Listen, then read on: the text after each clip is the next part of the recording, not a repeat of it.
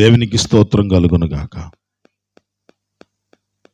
భూములు, ఇళ్ళు అమ్మేసి అపోస్తుల పాదాల దగ్గర, ఆ రోజు వాళ్ళు ఆ పాదాల దగ్గర పెట్టే కదా ఈరోజు సేవ ఎంత దూరం వచ్చింది?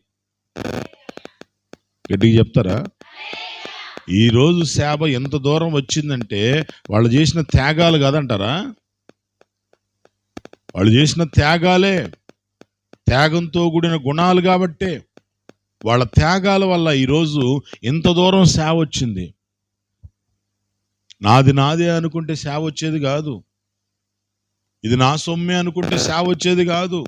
నాకు కలిగింది నాదే అనుకుంటే సేవ వచ్చేది కాదు. వాళ్ళకు కలిగినది సమస్తము తీసుకొచ్చి అపోస్తులు సేవకులు పాదాల దగ్గర పెట్టారంట. చేతికి కూడా ఇవ్వాల.